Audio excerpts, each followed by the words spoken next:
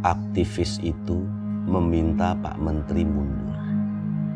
Sebuah cerpen esai, serial Suara Batin di era virus corona. Denny J.A.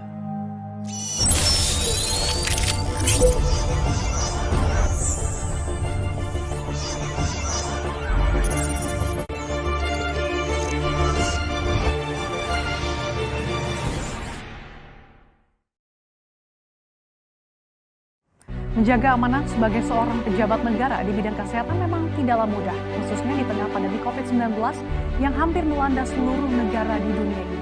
Namun Menteri Kesehatan di sejumlah negara rela mundur dari posisinya karena penanganan COVID-19 yang makin memburuk. Pemirsa, Menteri Kesehatan Selandia Baru David Clark resmi mengundurkan diri. Clark mengundurkan diri karena melakukan serangkaian kekeliruan selama menangani pandemi corona di Selandia Baru. Dalam konferensi persnya, David Clark menyebut dirinya lalai karena melanggar kebijakan karantina wilayah saat pandemi COVID-19 masih terjadi di Selandia Baru.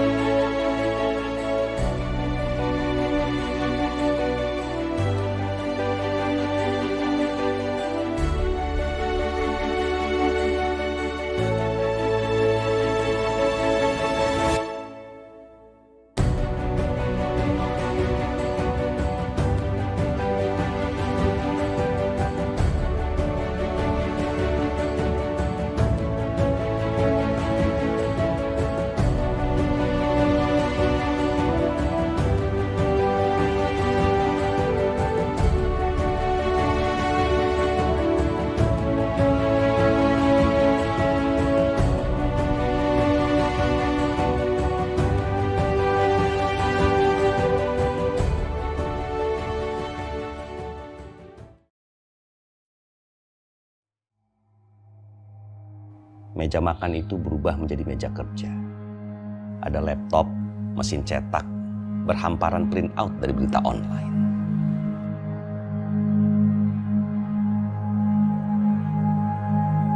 Kubaca judul yang mentereng. Koalisi Masyarakat Sipil meminta Menteri Kesehatan Terawan mundur karena tidak kompeten menghadapi wabah virus corona.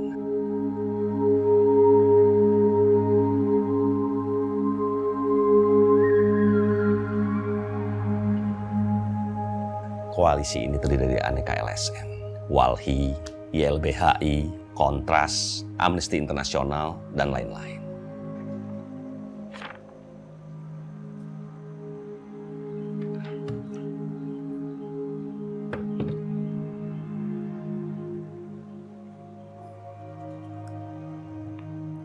Tehnya, Gan? Iya, Pok. Makasih. Pak Janggi bekerja sampai subuh, kan? Kok kamu tahu Janggi kerja sampai subuh? Saya pas mau sholat subuh, Pak Janggi baru masuk kamar. Oh.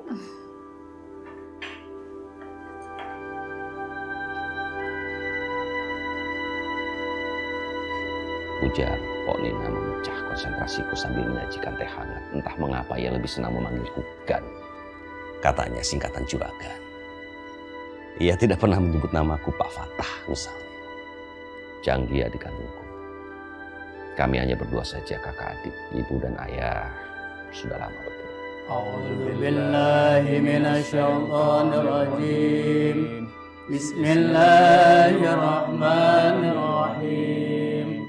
Yasin wal Qur'anil Hakim. Innaka laminal mursalin ala siratim mustaqim.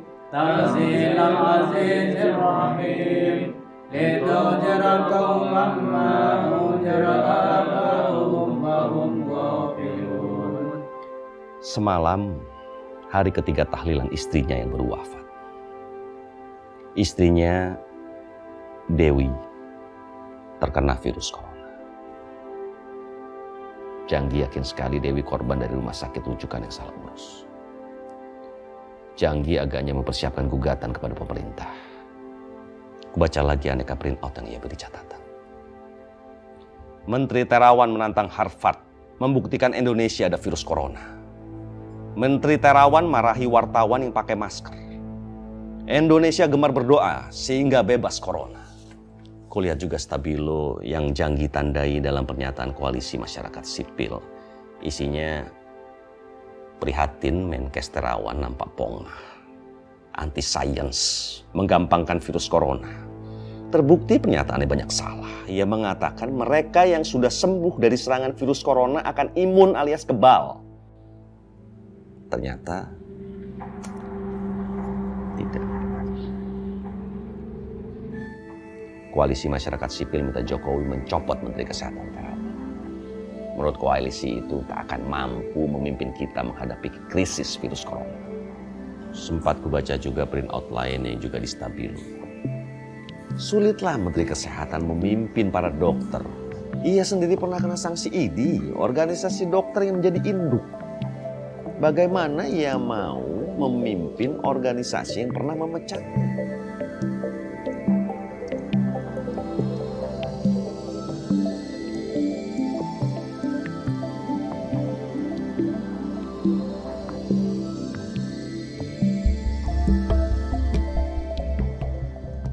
Gan, apa Janggi perlu saya bangunkan? Nggak usah. Kasihan dia lelah. Biar dia bangun sendiri. Ya udah kalau gitu, saya tinggal dulu ya Gan. Ya.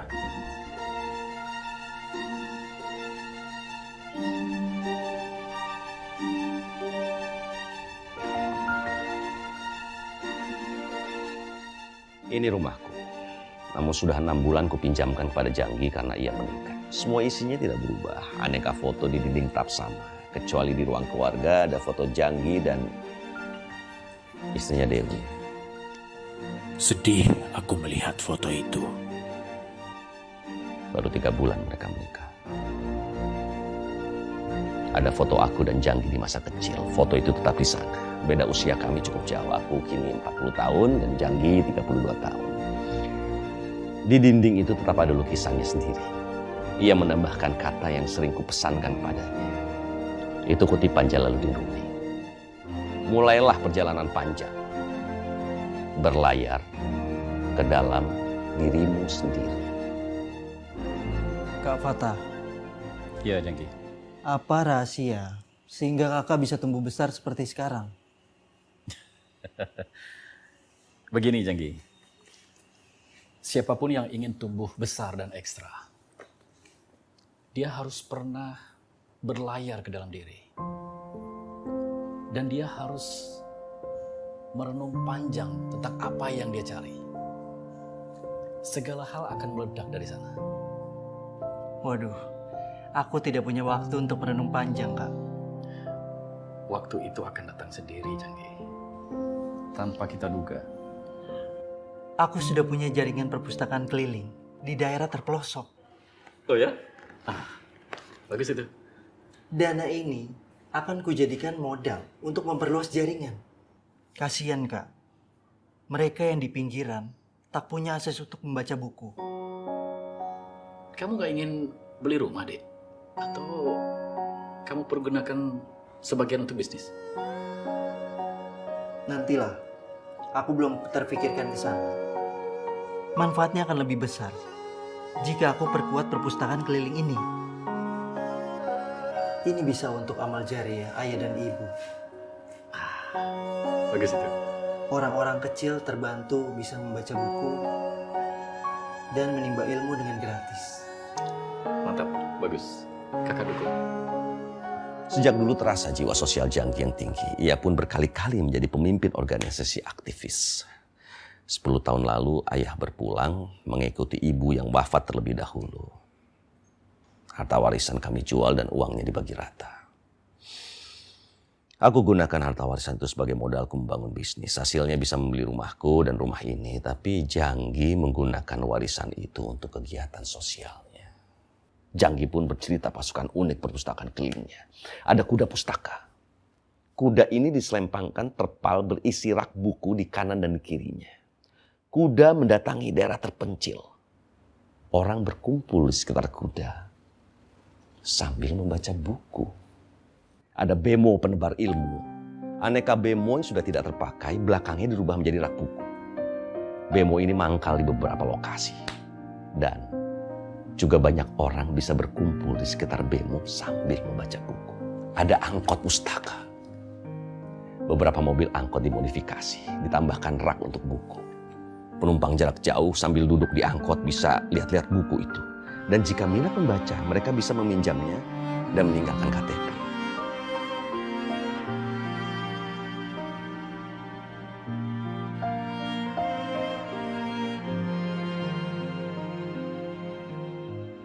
Ada juga motor pustaka. Motor itu membawa terpal, rak buku di sisi kanan dan kiri. Motor bisa berpindah-pindah ke pelosok desa, menghampiri siapapun yang ingin membaca buku gratis. Dalam kegiatan inilah Jangki berjumpa Dewi. Setahun lalu, dua-duanya punya jiwa sosial, aktivis, ingin membantu. Tapi mereka juga punya keberanian untuk protes atau melawan jika merasa ada ketidakadilan.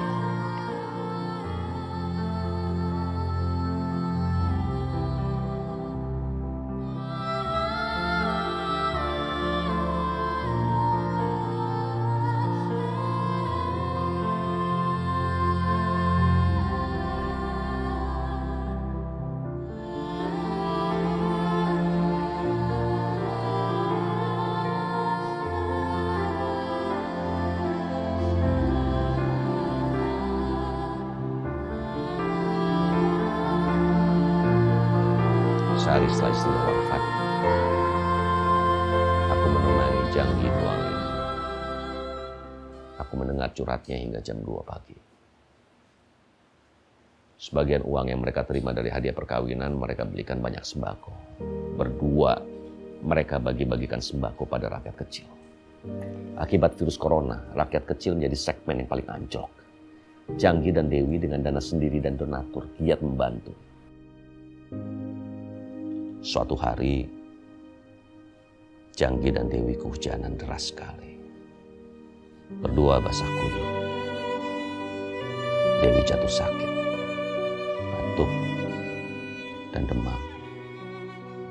Janggi yakin itu batuk biasa, namun karena ini era virus corona, ia pun pergi ke rumah sakit rujukan. Aku ikuti semua prosedurnya, Kak. Dewi diminta untuk masuk ke ruang isolasi. Ia sudah tidak boleh pulang. Tapi ruangan isolasi itu kecil sekali. Ukurannya hanya 3 kali 4 meter. Isinya ada 6 orang. Dewi sudah tes darah dan toraks. Hasilnya negatif. Tapi tetap dia tidak boleh pulang. Ia harus dites swab dulu. Hanya tes swab, kata suster di sana, yang bisa memastikan Dewi terpapar COVID-19 atau tidak. Tapi, ya ampun, swabnya baru saja tersedia 2 hari lagi. Kembali Dewi harus menginap di sana, bercampur dengan pasien lainnya. Ketika Dewi dites swab, hasilnya pun antri berhari-hari. Dewi itu mengidap diabetes, Kak. Riskan baginya jika terpapar virus corona. Batuk dan demam itu biasa dialami Dewi. Aku yakin Dewi justru terpapar di sana ketika berdesakan di ruang isolasi. Ini gara-gara Menteri Kesehatan kita, Kak. Terlalu menggampangkan. Akibatnya, momen mempersiapkan fasilitas menghadapi virus jadi terlambat. Pasti banyak yang dirugikan seperti aku. Harus ada class action warga negara menggugat pemerintah ini. Agar tidak terulang lagi.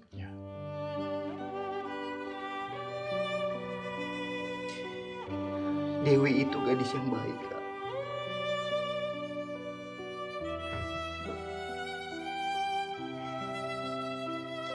Tak seharusnya dia menjadi korban, Kak. Ia bagikan hartanya. Ia berikan hidupnya sejak dulu menolong orang lain.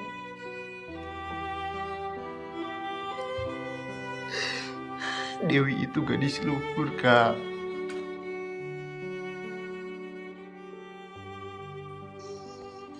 Yang sabar ya, Dek. Yang sabar. 6 hari sudah aku intens sekali menemani adikku Janggi. 3 hari sebelum wafatnya Dewi dan 3 hari setelah wafat.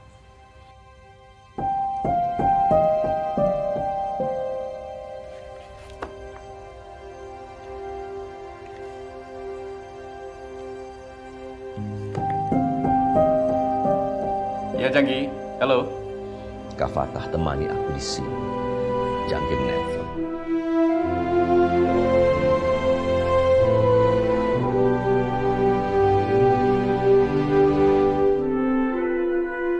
Dia sudah tidak bisa video call dengan Dewi lagi. Dewi mulai koma.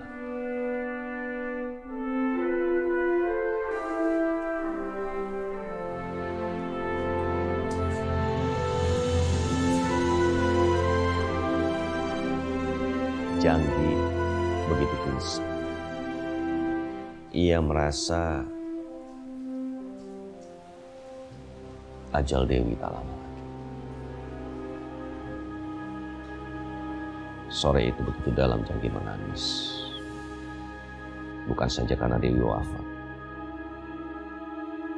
Dia tidak boleh mencium kening jasad istrinya.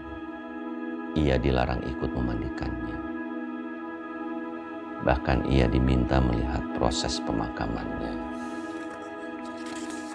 dari jauh saja.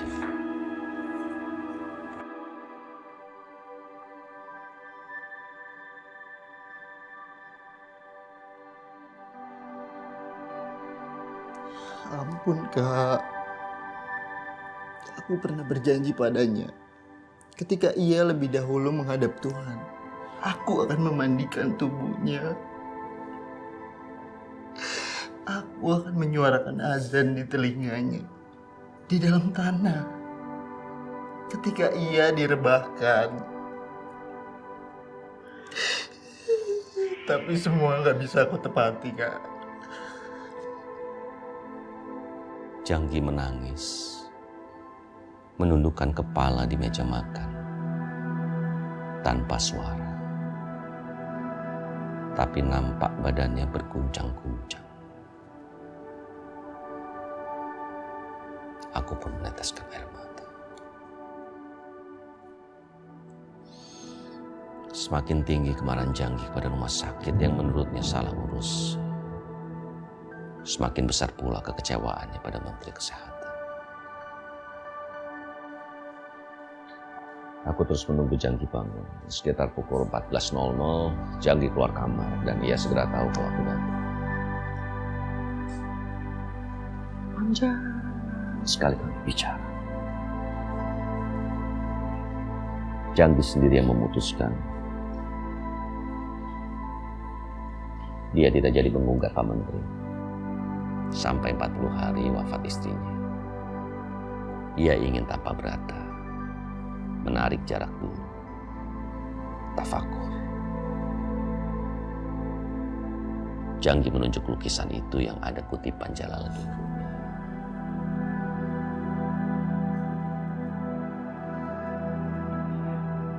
Mungkin sekarang ini ya, Kak. Waktunya aku untuk berlayar, masuk ke dalam diri. Aku diam saja. Janggi juga diam. Tapi jiwa kami berdua